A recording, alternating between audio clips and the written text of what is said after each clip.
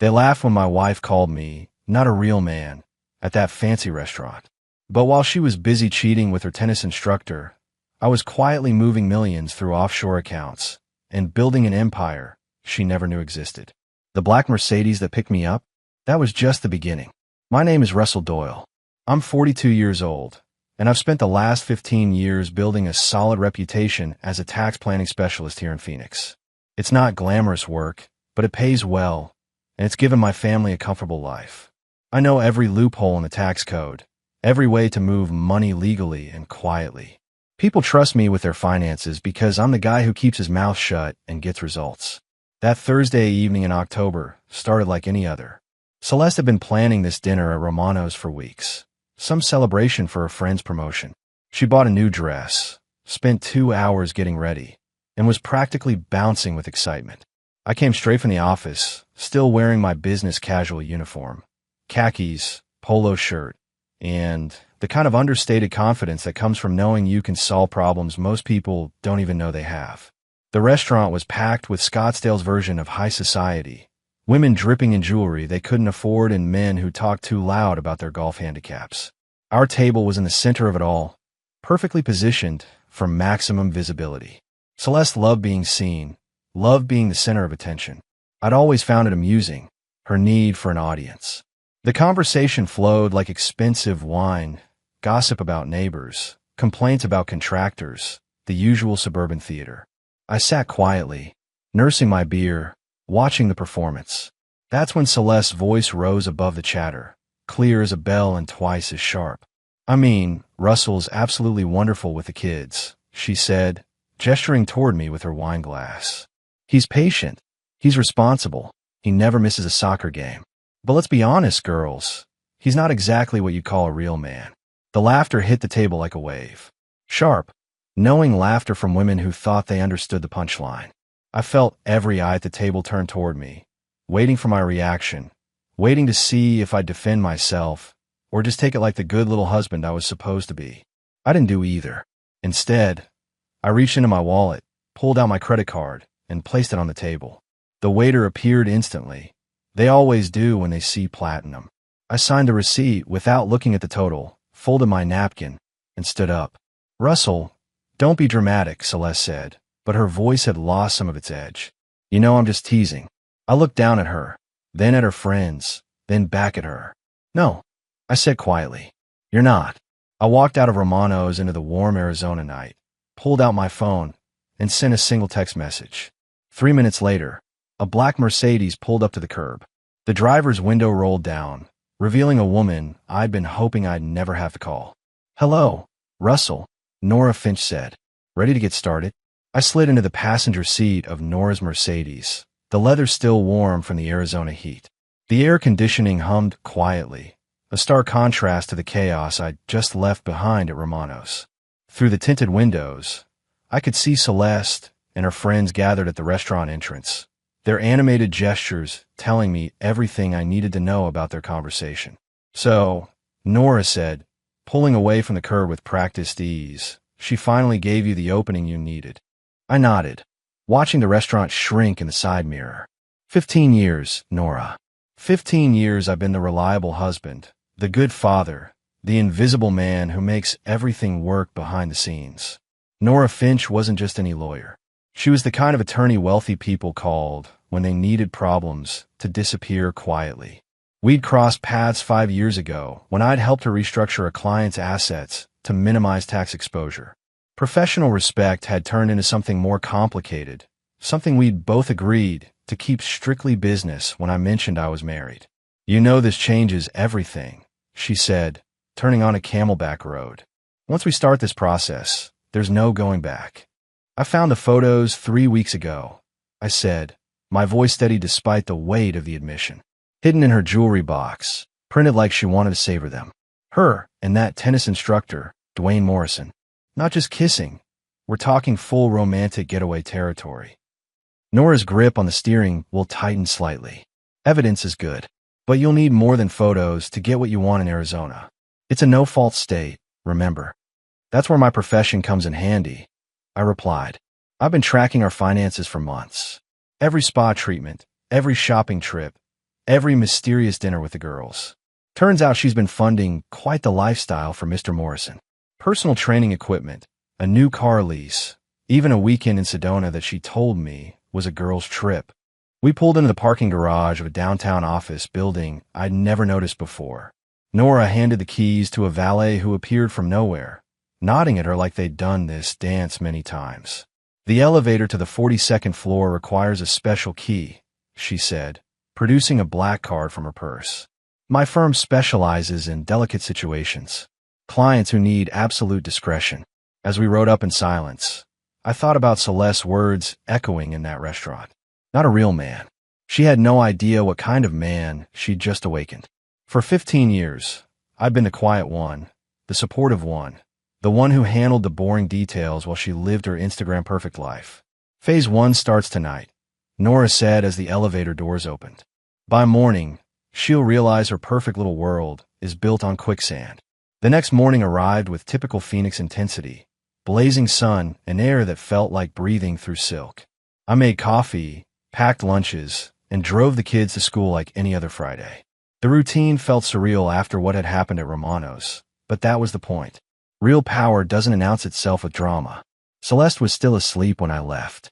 She'd come home late, reeking of wine and desperation, trying to turn our bedroom into a scene from some romance novel.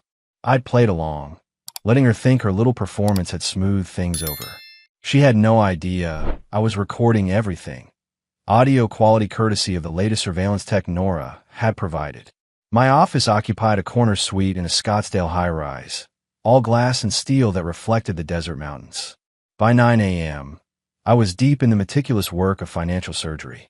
Every account, every investment, every asset we'd accumulated over 15 years was being quietly reassigned, restructured, protected. Russell Doyle's office, my assistant Janet announced through the intercom. Your 10 o'clock appointment is here. Dr. Iris Whitman entered my office like she owned it. Mid-50s, silver hair, pulled back severely, carrying herself with the authority of someone who'd spent decades reading people's secrets. She was Nora's recommendation, a child psychologist with an impeccable reputation and very specific expertise in custody evaluations. Mr. Doyle, she said, settling into the chair across from my desk. I've reviewed the preliminary materials Ms. Finch provided. Your situation is more common than you might think. How common? Successful, quiet men married to women who mistake stability for weakness. It's an epidemic among the professional class. She opened a leather portfolio. Your children are 14 and 12, correct? Old enough to understand family dynamics. Young enough to be influenced by the parent who provides the most security. I nodded.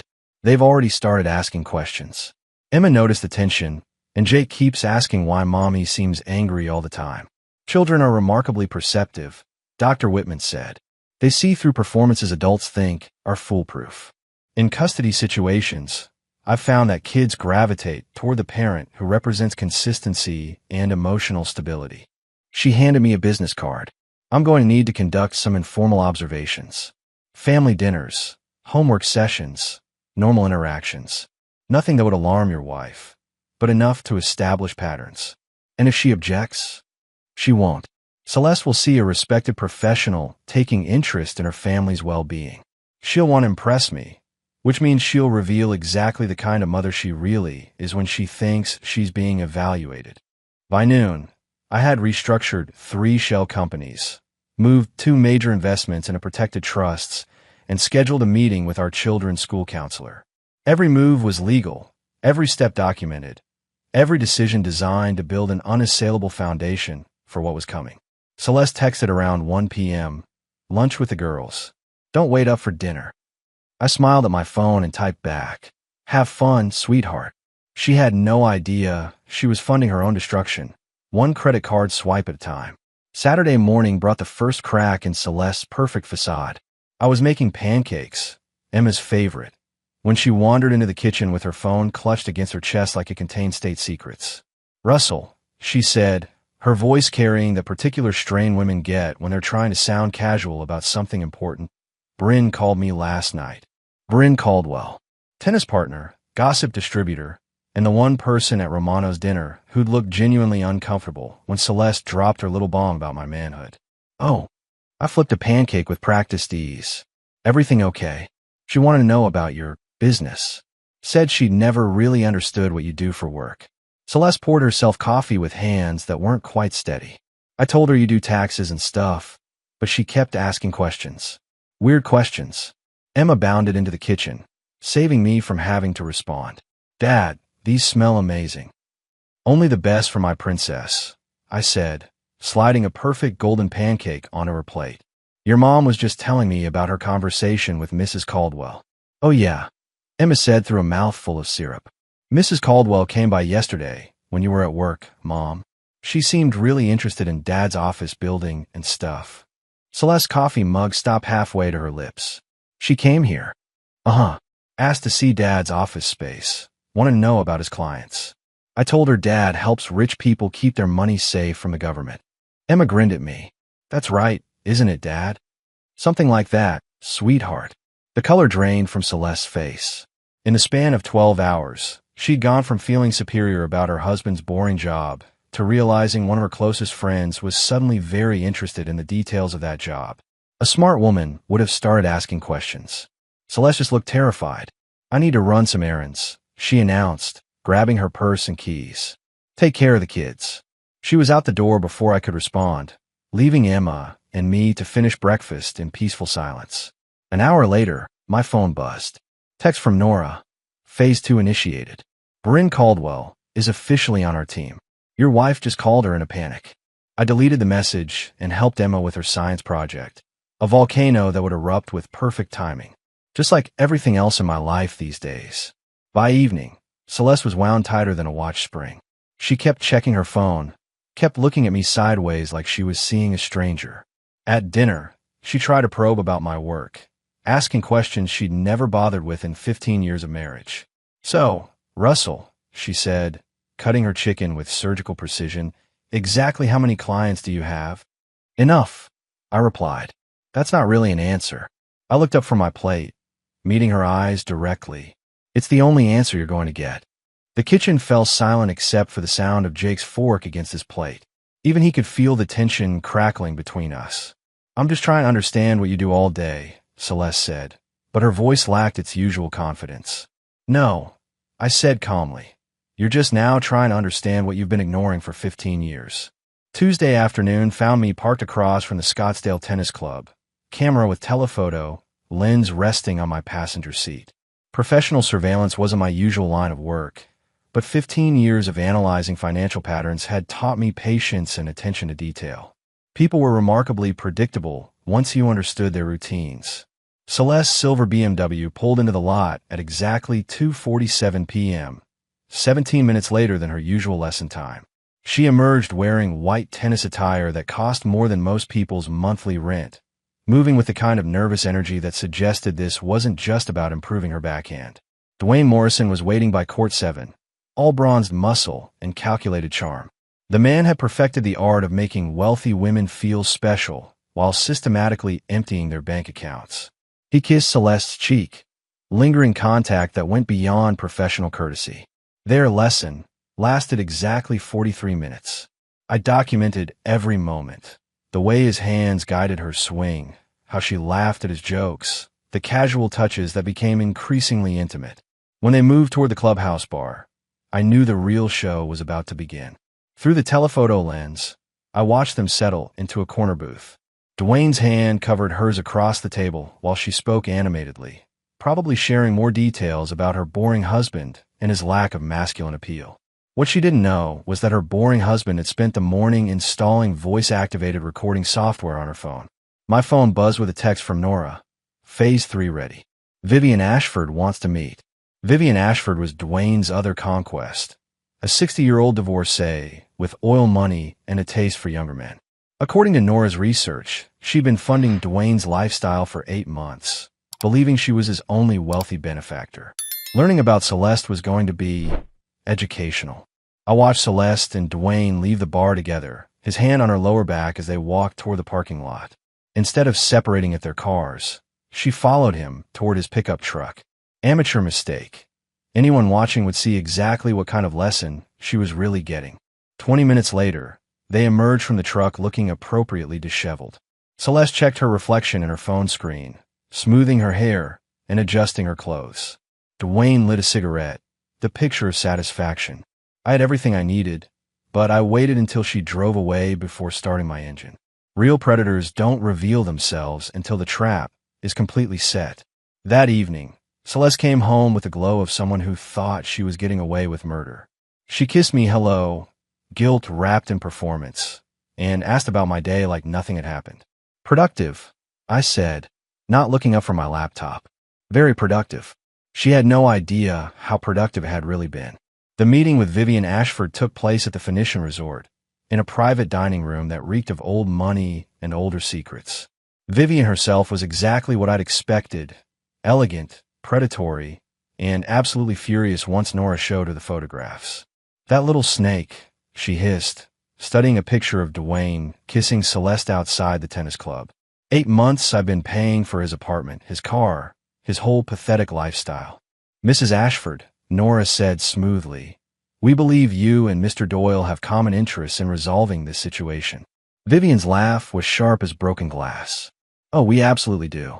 I don't take kindly to being played for a fool, especially by some tennis gigolo and his desperate housewife. She opened her purse and pulled out a thick folder. I've been documenting Dwayne's expenses for months. Every dinner, every gift, every weekend getaway he claimed was for professional development. If your wife thinks she's special, she's about to learn otherwise. The folder contained restaurant receipts, hotel bills, jewelry purchases, a complete financial history of Dwayne's operation. More importantly, it showed a pattern of fraud that could destroy him professionally and legally. There's something else, Vivian continued, her smile turning predatory. Dwayne's been skimming money from the club's private lesson fund, taking cash payments and not reporting them, claiming equipment purchases that never happened. The club's board would be very interested to learn about their star instructor's creative accounting. Nora leaned forward. Are you willing to make a formal complaint? Honey, I'm willing to make his life a living hell. But I want something in return. She turned to me, her eyes calculating. I want your wife to know exactly what she's been sharing. I want her to understand that she's not some irresistible temptress. She's just another mark in a con game. That can be arranged, I said. Good. Because tomorrow night, the club is hosting their annual charity gala. Dwayne will be there, working the room, probably lining up his next victim. Your wife will be there too, I assume. I nodded. Celeste had been preparing for the gala for weeks, treating it like her personal debutante ball. Perfect, Vivian said. I think it's time we gave everyone a show they won't forget. By the time I got home, Celeste was already asleep, her phone charging on the nightstand. I carefully lifted it, entered the passcode she thought I didn't know, and activated the final phase of our surveillance protocol. Tomorrow night, she would learn that her perfect little affair was about to become very public, very expensive, and very, very over. The trap was set. All that remained was watching it snap shut. The Scottsdale Tennis Club's annual charity gala was everything Celeste had dreamed of: crystal chandeliers, designer gowns, and enough social currency to fund a small country. She'd spent hours preparing, selecting a black dress that cost more than most people's cars and jewelry that caught light like captured stars. You look beautiful, I told her as we walked into the ballroom. I meant it. She was stunning in the way that comes from desperation dressed as confidence. Thank you, she replied, scanning the crowd for familiar faces. There's Dwayne by the silent auction. I should go say hello. Of course you should. She squeezed my arm, performance for the watching crowd, and glided away toward her lover. I watched her cross the room, noting how her entire body language changed as she approached him. The careful distance they maintained, the casual conversation that fooled no one who knew what to look for. Nora appeared at my elbow, elegant in navy blue silk. Everything's in position. Vivian's holding court by the bar, and our photographer has clear sight lines to the terrace. And Dr. Whitman, mingling with the other professionals. She's already spoken to 3 couples about your family's stability and your dedication to the children. Word travels fast in social circles. I nodded, accepting a scotch from a passing waiter. How long do we wait? Not long. Vivian's patience expired around the same time as her last alimony payment. Across the room, Celeste was laughing at something Dwayne had whispered in her ear. Her hand brushed his arm, subtle contact that would have been invisible to a casual observer. But Vivian Ashford was anything but casual. The older woman approached the couple like a cruise missile in designer shoes. Even from 30 feet away, I could see Dwayne's face go pale as Vivian inserted herself into their conversation. Celeste looked confused, then concerned, then absolutely horrified as Vivian began speaking. "Ladies and gentlemen," came Vivian's voice through the ballroom sound system. She'd somehow acquired a microphone, and her Texas drawl carried the authority of old money and older rage. "I'd like to share a little story about charity. Specifically, the charity some of us show toward lying, cheating tennis instructors, and the married women who think they're special enough to share them." The ballroom fell silent except for the clink of crystal and the rustle of expensive fabric. Every eye turned toward the drama unfolding near the silent auction tables. "You see," Vivian continued, "some folks think they can play games with other people's hearts and wallets. But what they don't realize is that older women like me don't get rich by being stupid." Celeste was backing away from the microphone, her face cycling through every shade of pale. Dwayne looked like he wanted to disappear into the marble floor. "Mrs. Ashford," came a voice I recognized as the club president. Perhaps we should let everyone know exactly what kind of man they've been trusting with their wives and daughters," Vivian interrupted. "Because Dwayne Morrison here has been running quite the operation. The trap had sprung, and there was nowhere left to run. What followed was 20 minutes of public destruction that would have impressed a demolition expert. Vivian Ashford had come prepared with receipts, photographs, and the kind of righteous fury that only comes from discovering you've been played for a fool by someone half your age. 8 months, she announced to the captive audience, of paying for his apartment, his car, his designer clothes. All while he was telling me I was the only woman who understood his artistic soul." She gestured toward Celeste, who was now pressed against a pillar like she was trying to become part of the architecture. And apparently, I wasn't the only one hearing that particular line. The photographs were damning. Dwayne with Celeste, Dwayne with 2 other club members' wives, Dwayne depositing checks from multiple women into his personal account. Professional suicide in glossy 8x10 format. "Mrs. Doyle," Vivian called out, her voice carrying across the suddenly silent ballroom. "I believe you and I need to have a conversation about sharing resources." Celeste's mouth moved, but no sound emerged. She looked toward me with desperate eyes, seeking rescue that wasn't coming. I raised my scotch glass in a small salute and smiled. The club president finally managed to wrest the microphone away from Vivian, but the damage was complete. Dwayne had fled toward the exit, leaving behind a wake of shocked whispers and ruined reputations. Half the room was staring at Celeste with barely concealed satisfaction. Social circles love nothing more than watching someone fall from grace. Dr. Whitman appeared beside me, as if summoned by telepathy. "Quite the evening," she observed. "Indeed. I trust this provides sufficient context for your evaluation." "More than sufficient. A woman who would engage in such behavior while representing her family in public demonstrates remarkably poor judgment. Family courts take that sort of thing very seriously." Celeste finally found her voice and her mobility, pushing through the crowd toward us. Her carefully applied makeup had smudged, and her designer dress suddenly looked like costume jewelry under the chandelier lights. "Russell," she hissed, grabbing my arm. "We need to leave. Now." "What?" I asked calmly. "The evening's just getting interesting. Because everyone's staring. Because this is humiliating. Because you've been exposed as a cheater and a fool." I finished. "I don't see how leaving changes any of that." She stared at me like I'd grown a second head. For 15 years, I'd been her enabler, her protector, the man who smoothed over her mistakes and cleaned up her messes. This new version of her husband, the one who stood calmly sipping scotch while her world burned, was completely foreign territory. "We'll discuss this at home," she said, her voice shaking. "No," I replied, "we won't. Because by the time you get home, the locks will be changed, and your belongings will be on the front lawn." The sound she made was somewhere between a gasp and a sob. Around us, the party continued with a kind of forced normalcy that follows public disasters. "You can't do this," she whispered. I leaned close enough that only she could hear my response.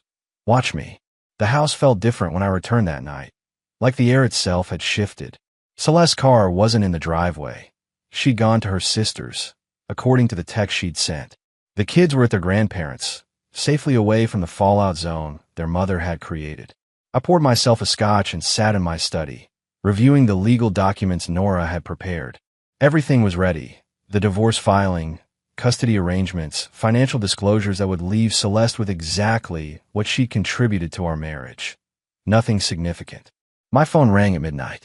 Celeste's name appeared on the screen, but I let it go to voicemail. She called 6 more times before finally leaving a message that alternated between rage and desperation. Russell, you can't do this. Those people at the gala, they don't understand. Dwayne and I, it wasn't what it looked like. I made a mistake, but we can fix this. We have 15 years together. Think about the kids. I deleted the message without finishing it. Thursday morning brought Dr. Whitman to my office with her final evaluation. She sat across from my desk like a judge delivering a verdict, her expression professionally neutral, but somehow satisfied. Based on my observations, she said, opening her leather portfolio, I'm prepared to recommend that you receive primary custody of both children.